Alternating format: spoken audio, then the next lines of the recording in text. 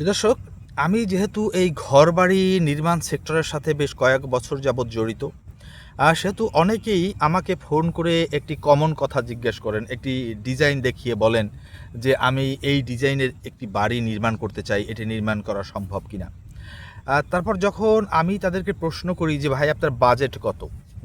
তখন আসলে সমস্যা তৈরি হয়। দেখা যায় তিনি যে ডিজাইনটি আমাকে দেখাচ্ছেন বা যে ডিজাইনের তিনি বাড়িটি করতে চাচ্ছেন, তার বাজেট কিন্তু সেটা সাপোর্ট করে না।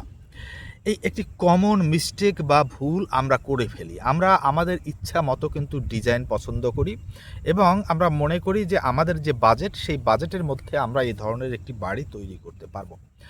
আমরা ভুলে যাই বা আমরা জানি না যে ডিজাইনের সাথে আপনার বাজেট ওতপ্রোতভাবে জড়িত।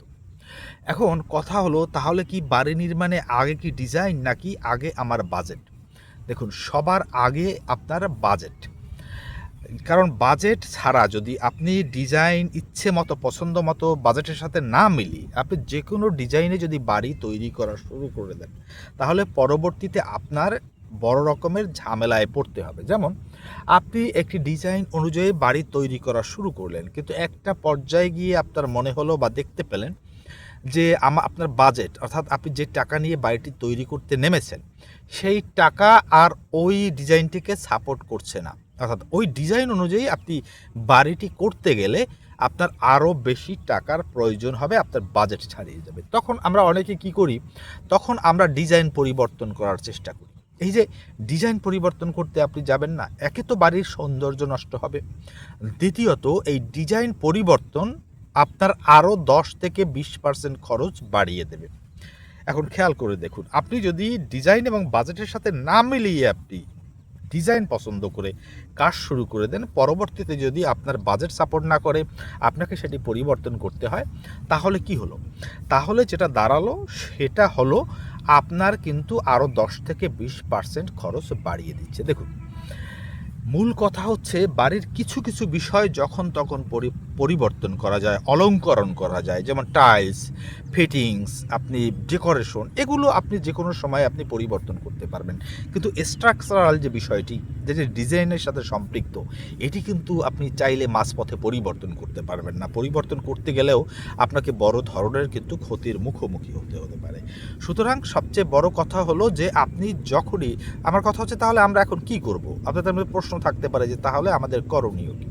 দেখুন, আমার অভিজ্ঞতা থেকে আমি আপনাদেরকে সাজেস্ট করতে পারি যে আপনি যখন একটি বাড়ি তৈরি করবেন, সেই বাড়িটির একটি প্ল্যান আপনি তৈরি করবেন এবং আপনার বাজেট, আপনি যেটা করবেন যে আপনার বাজেট এবং আপনি একটি বাড়ির মধ্যে কি কি চাচ্ছেন, কোথায় কোন রুম চাচ্ছেন, এগুলো আপনি আপনার ইঞ্জিনিয়ারকে বলবেন।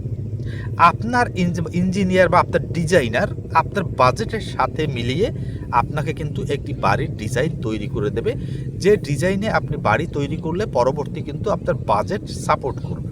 সুতরাং বাড়ি তৈরি করতে চাইলে আগে যেটি আপনি করবেন যে আপনার বাজেট প্লাস প্রয়োজনীয় রুম সংখ্যা বা কোথায় কী চাচ্ছেন, এগুলো আপনি আপনার ইঞ্জিনিয়ারকে বলবেন।